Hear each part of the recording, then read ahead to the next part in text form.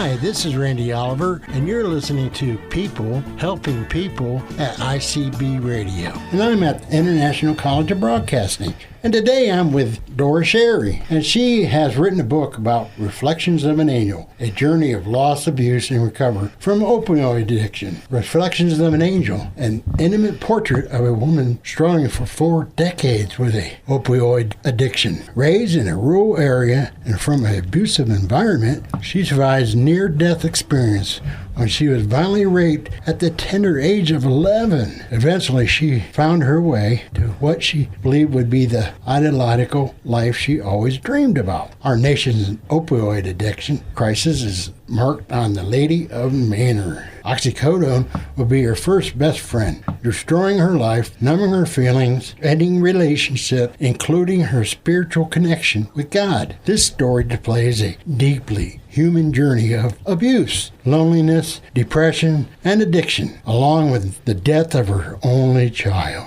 Chemical dependency robs us of the treasures of life and limits our potential. The angels were always watching over this woman, as you will learn through her reflections and this compelling, authentic account of her experiences. Dora is an amazing woman with a huge heart. She is reclaiming her wholeness after a series of life events that deprived her of her happiness. Her story of professional loss of all kinds provides great insight in the intense journey of her addiction. Being a very young age, she kept her promise to God, now helping others realize there is nothing you can do if you just take one step. And with that, Dora, would you like to comment on that? Hello, Randy.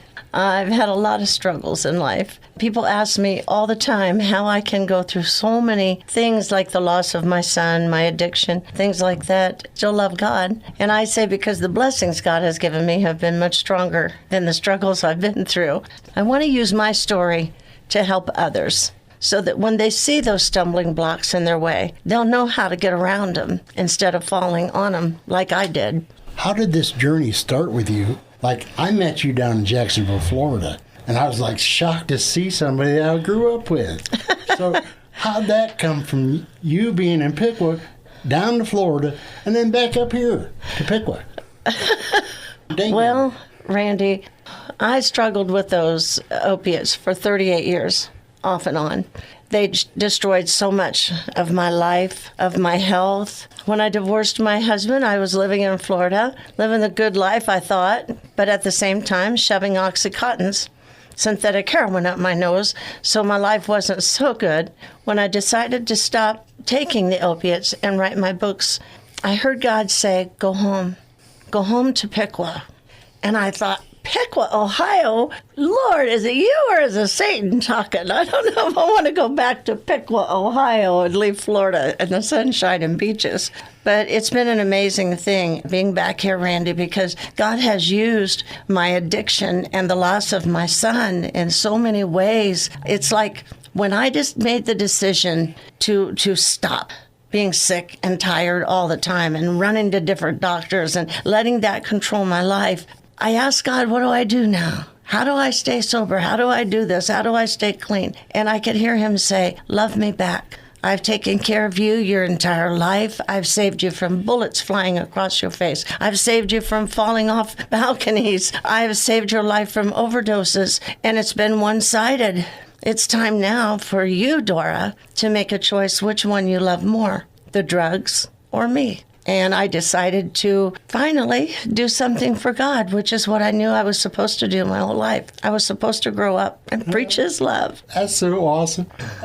Dora, what is your anchor? Who was your anchor as you were growing up in your life, and what did your dad teach you? Oh, my father was definitely my anchor in those rough seas. Forgive me if I have some tears, but they're good tears. Their tears are cleansing to us, and this is very dear to me.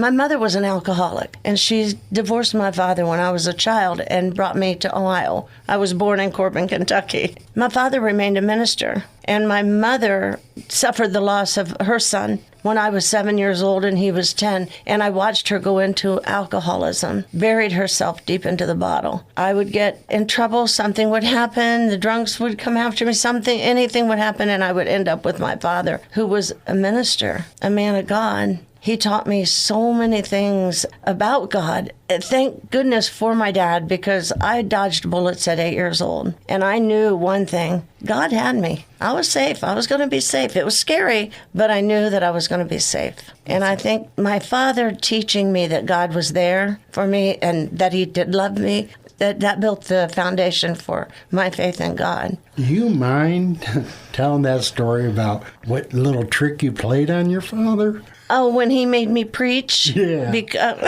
That was so cute. Yeah, well, my father, bless his heart, Baptist minister, loved the one-room churches, never really knew how to deal with me. He didn't meet me until I was 7, and then I was already a handful. So when I would live with my father, I wasn't used to church, and it was very hard for me to be quiet. So one day, my father got tired of me disturbing the services, and so he announced to the church that Dora will be giving the message next week. I didn't think he was going to make me do that. No way. And I was so shy. Well, he did. And Sunday morning came, and my father stood my 8-year-old little Fanny right up at the pulpit and said, go for it. So the only thing I knew was that my dad always teaches a lesson about life each week and compares it to the Bible. So I told everyone that my thing I was learning that week was honesty. And I didn't understand how my dad could teach me honesty and give me such a hard time about it when he smoked cigarettes about a mile away from church. And I'm not allowed to tell anybody. So my dad interrupted my sermon real fast, sat me in the front pew, and I believe we had the singing after that. But on the way home, my father said, well, child, you're going to have to be a minister when you grow up because you've already done something I haven't been able to do in all these years. He said, I've been trying to get people out of those pews forever. And he said, you managed to get me out of mine today in 2 seconds flat. So that's such a cute story. You know, I know this one's a hard question. I want to get on about your son. Can you tell us more about that? My precious baby boy, my 6 foot, 256 pound, 18-year-old baby boy. I kissed him goodnight one night about 2 weeks before his high school graduation, Randy. I told him, don't be out here drag racing my car. Famous last words. That's exactly what he did. He joined up with another young man from school. They had this macho contest on whose muscle car was the greatest, and they decided to go out and drag race them on Needmore Road in Dayton. At 3 a.m, not a car on the highway. You can see forever. But what they didn't count on was a man stumbling home from the bars on Dixie Avenue, blind drunk. And when my son looked around to make sure the other car was coming up close to him, the man stepped out in front of my son. And it killed them both. It decapitated the man, and my son overcorrected and ended up rolling into a parking lot in the business next door. You had to suffer with that. Was that part of your addiction, or? I was already addicted. When my son died, I was already addicted. I started taking opiates at 23. I spent 2 years in a wheelchair in 1978 as a result of a violently domestic marriage, and I did very well. I healed. I became a karate expert over the next 4 years, and my life was going great. I came out of the fractured hip and all that with no pain medication.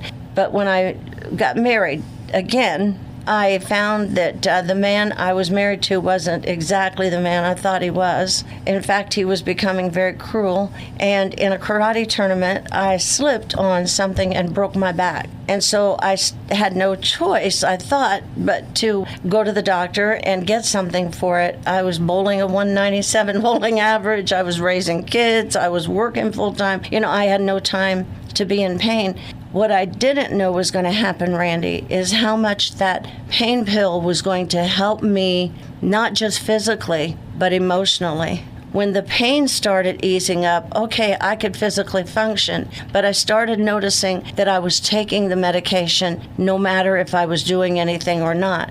I started to self-medicate because it was just kind of making everything a little better, I thought. It wasn't making things better. It was changing my perception to what already was. And so I started right then self-medicating because of my emotions. And that was just the first time. I've been in recovery many times. And writing my book, I realized I could see the patterns of my addiction.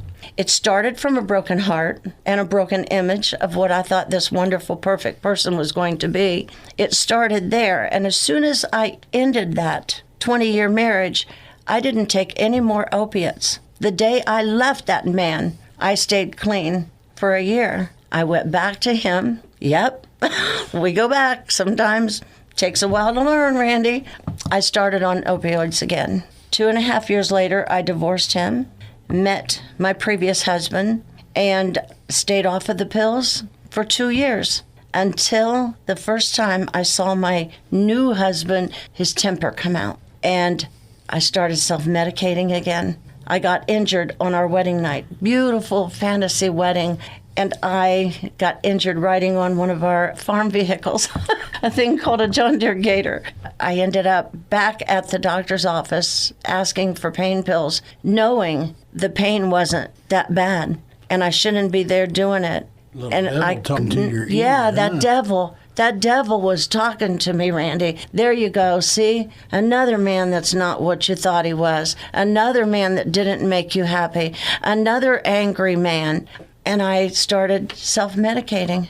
I didn't even realize it until I started writing this book. When I went back to see the reflections of this angel's life, I saw amazing patterns. My PTSD over anger in my relationships. I didn't realize until going back through those relationships how much anger I took into the relationship in my fear of it.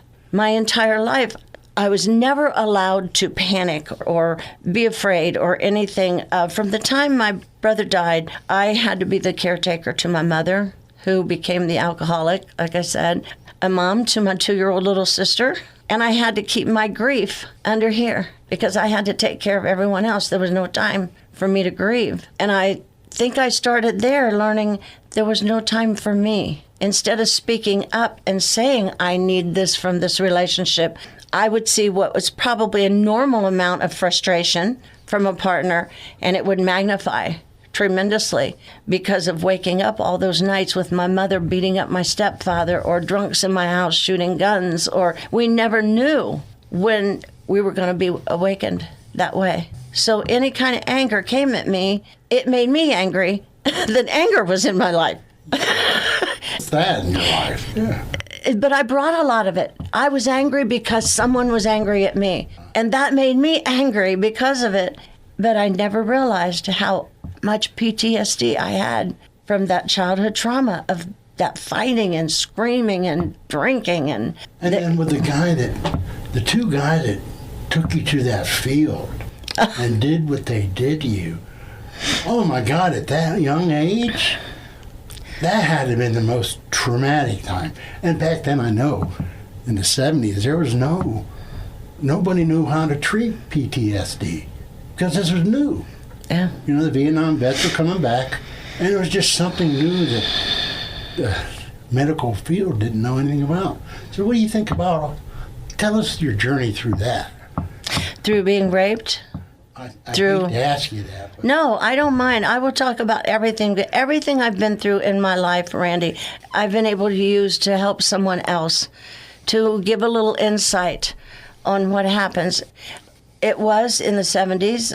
No, actually, it was in the late 60s. Oh, wow. I was 11 years old. It was the second time. I was raped the first time at 6 years old. And we won't go any farther with that. There was a fight again with my mother and my stepfather. 2 o'clock in the morning, I'm 11 years old. I don't know what to do. I just know I can't live with this. I can't be here. I run into the streets of Piqua at 2:30 in the morning, wandering around. Where am I going to go? What am I going to do? I can't call anybody. If I say anything, it's going to be all kinds of hell's going to break loose. So I ran into these 2 older men that were older brothers of a friend of mine, and they promised me safety in the night. That's the last thing that they gave me. They took me into the country and they raped me. They beat me. I woke up in the hospital 10 days later. I was found by a farmer harvesting his crops. He noticed the crops were bent over in front of him and found an 11-year-old little girl beaten half to death with one sock on. They raped me and then they threw me out of the car. What can you tell our listeners about how you got through it and how they can get through it too. Something like that. That's so dramatic, I know. Oh, there are so many emotions that come up, Randy, that I shouldn't have been out in the middle of the night. You know, I should have stayed home. I should have stopped the argument. Was I too cute? What did I do? Did I flirt with them? None of that. I had the luck of a wonderful counselor, a lady from Children's Services. I spent some time in a children's home after that. And this lady explained to me that I didn't do anything wrong. There were bad men looking for me. And not all men are that way. And she started asking me about my father. And by then I was learning who my father was, what a good man he really was. And I thought of him, that she's right. There are still good men in the world. My dad is one of them. And I, with her help, learned to realize that it wasn't me. Wasn't my fault. It didn't make me dirty. It didn't make me damaged. It just happened to me. But I also learned through her, I had the choice on how I was going to think about it and how I was going to proceed. And I refused to let myself be a victim. Do you have any information on how people can connect to a rape crisis center? There are all kinds of places. Google is the greatest thing in the world, Randy. My sister calls me the Google Queen because I Google everything. I've been concentrating more on the addiction and on loss of a child, things like that. But I'll be happy to go into more about that, find some resources and things, because you have to reach out. That's something you have to do to get over anything. With my addiction, I went public immediately. And the reason I did is because I knew I would have to own it. It was going to be a secret no longer. Nobody knew I was an addict, Randy. No one knew it, very few. And no one ever said anything about it. I was so loud, and I was so good at hiding that addiction. I was a functioning addict, but when it came down to it, I wasn't functioning at all, and I needed help. I went to a lady who is a psychologist who helped me in my previous marriage. She helped me learn a lot of the triggers in my life, the reasons, the things that were hiding in there that I didn't even know about. When I started writing this book, I have the first story called A Mother's Worst Nightmare in this book, The Path of Awakening. The reason I'm blessed to be published in this book is because shortly after I came out public with my addiction, my friend who's a publisher had this book, Path of Awakening, in the works. And she was smart enough to know that I had not dealt with my son's death at all. I was doing grief support for 20 years, Randy, helping other mothers get through that. I was the champion of losing a child, of dealing with that grief, or so I thought. She called me and said, one of my writers just had to cancel due to a health issue, and I think you should write a story about your son and your addiction, about the loss of him and your addiction for this book. Oh, no. I said, oh, no. If you want me to go back to that day that I found out he was dead and go through that whole experience again, no way. No way. I'm a storyteller. I'm a natural-born storyteller. But I always told the fun stories, the happy stories about my son. I never felt the need to go back to that day, to that time, through the funeral and things. The amazing thing is when I started writing this, tears started pouring out of me when I went back. And she said to me, I said, how do I write this? How do I start to write? She said, what were you feeling that day you opened the door and they said your precious son had been killed? When I started writing it, Randy, a magical thing happened. All this grief came pouring out of me. And I ended up writing one of the best stories in The Path of Awakening. Writing that story intrigued me to go into the rest of my life. And I've always had people saying to me, you need to write a book. And I always said, I'm going to write the great love story, the greatest love story. Well, I thought that was going to be about my husbands. Each one of them, I thought was it. It turns out, when I started writing about my addiction and the loss of my son, it turned out this book right here was the greatest love story, because it starts with the death of my son. That was the toughest thing for me to deal with. And it takes it up to how my son helped me throw those opiates away, which is a story for another time. You'll have to buy the book, this book. Yeah. Reflection of an Angel. Yeah, you'll have to buy this book. But this book showed me so many things that affected my addiction in my life. Like I said, the alcoholism with my mother, is that how I learned how to cope with things, the anger that I grew up with.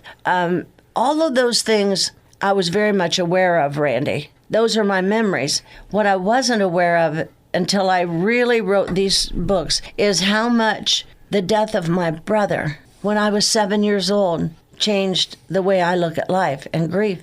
I couldn't grieve. I had to take care of everyone else. That's exactly what I did when every tragedy came along. When I was raped, I don't want everybody else to be uncomfortable because of this happened. And I've always been that caretaker. But I never realized how much I had done the same thing when my son died, where I thought I had dealt with it so well. I never dealt with it at all. That was awakening to me. Leading to the good side of life and learning how to be sober again. How to be clean. How to be opiate free. Yes, opiate free. Mood altering substances gone. Can you tell us how that happened? Randy, my recovery has been the greatest victory I've ever had. I still have my crackish ways. I still want to hide from the public. I still, I battle with depression, with severe depression. I've had that my entire life. I battle with chronic pain I've had 9 surgeries now on my back. So I struggle with that. I've had a lung surgery. I've had broken ribs and a broken shoulder in the last 2 years of recovery. I have learned what to watch for, how to keep my recovery strong. Like after surgeries, I had one medication the doctor promised me was non-narcotic. But when I took it, that same euphoric feeling started to come upon me. And I thought, wait a minute. So I Googled it. In some states, it isn't listed as narcotic. In some states, it is. It also gives the euphoric feeling of marijuana. So I've learned how to protect myself from things like that, how to research medications that I'm taking now, how to reach out for help when I feel weak. On those days when I think, oh, my back hurts so bad, what I wouldn't give for an Oxycontin right now. Those kind of things come in my mind daily. But what I'm doing in my recovery now has given me such a passion that instead of those things being what motivates me to get high, what I want to achieve that I can't do if I'm taking those damn things motivates me to stay in recovery.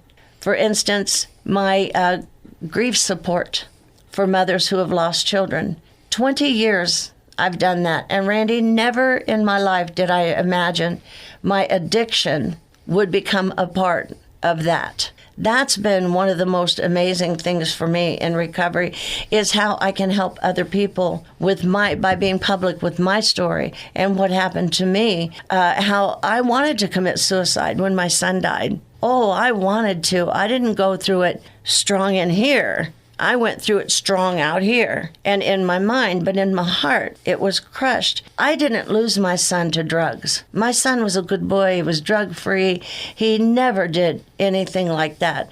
But now I'm finding that 6 out of the last 7 mothers I have helped go through the grieving process of losing their child has lost that child to opioid overdose. And Randy, that's why I came back to Ohio, to Piqua, Ohio, so that I can have a voice here to raise awareness to this epidemic that we have. It's killing 100 people a day. Finally, we're getting some publicity about it, and I'm so excited for that. You don't have to stay in that hell of addiction. It's a choice. The only difference in me now and me 2.5 years ago, before recovery, I kept making the choice to stay high. It was easier. Now, I chose to finally, at this point in my life, get it and get up and get a voice in the world and make a difference before I leave this world. How did you end up in Jacksonville and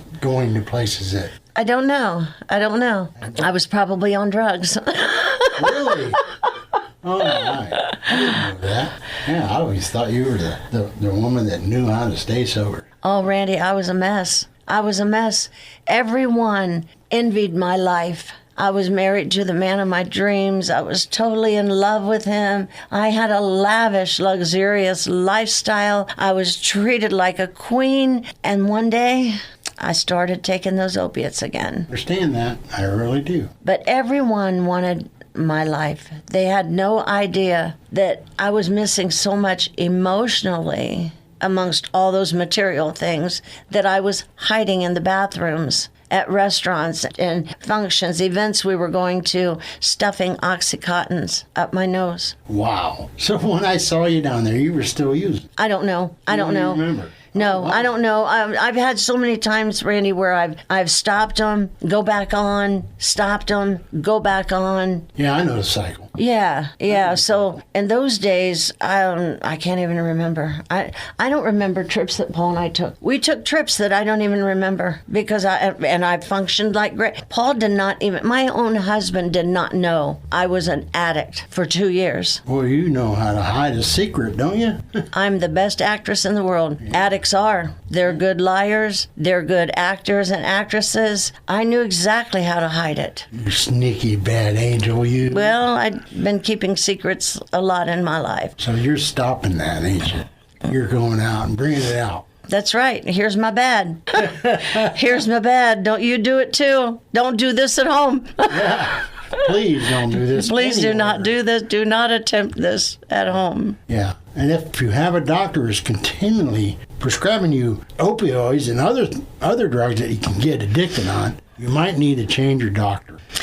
Exactly. I had one doctor, Randy, a few years ago at my highest, worst, right before I stopped, right before I quit taking the drugs. My family doctor had known me for 22 years. He took care of me all the time when I was in Florida for the winters and things like that. I became so good at lying to him and charming him out of those Oxycontin and Percocet prescriptions to the point I had a friend witnessed an overdose on opioids that happened to me one day, and she called my doctor and the pharmacist because she found the bottle of pills. Even though the pharmacist called my doctor, they all spoke, I charmed my doctor into giving me a stronger prescription with fewer pills. At his suggestion, we could change the prescription and then it would be okay. He didn't do it because he was a drug dealer kind of doctor. He did it because he believed in me. If that doctor knew right now that I ever had an opioid addiction, he would be shocked, Randy. He would be shocked. They know the amount you're using, but they don't want to know at the same time, too. I've gone to them where I've been able to phone in my own Oxycontin refills. Did you have, like, the doctors that, did you search for other doctors to help you get your prescription, get your drugs? Did I doctor shop? Yeah, doctors. Oh my That's the gosh, word did I go looking for. shopping for doctors, Randy, and pharmacists. Oh yeah. In those days, I started at 23, and by 24, I was already doctor shopping. I was pretending illnesses to get to the hospital, to get that Demerol. Oh, that was a lovely drug for me. Demerol, that puts you in a whole nother world. I could really escape. Yeah. Opioids just made me feel a little better. But yeah, I went to every doctor, every place. I went on the internet and bought them. How dangerous is that? Having plenty of money, Randy, almost killed me. I understand that. Because I had all the money in the world to buy them on the street, to buy them on the internet, to go to any doctor and every doctor I wanted. Yeah, I knew some millionaires that went through their money like you wouldn't believe. Ended up sleeping on a couch in a meeting, and then we're so good at how to get back on our feet and become rich again. It's amazing to me what happens in sobriety. It's just amazing. It's like a phoenix, but first you have to go through the fire, Randy. Yeah. You can't rise from the flames unless you're down there in the fire, so we get our little butts burnt sometimes. It kicks us into gear. I'm going to have to cut it a little short today. And I appreciate everybody listening to us. And I appreciate so much for you to come in for us. I appreciate it. And we're going to be here every week on Wednesday. And you'll be hearing us on the radio on Sundays around 11 o'clock. And we're going to be on Facebook and all the other social medias. So keep an eye on us. Hi, this is Randy Oliver, and you're listening to People Helping People at ICB Radio.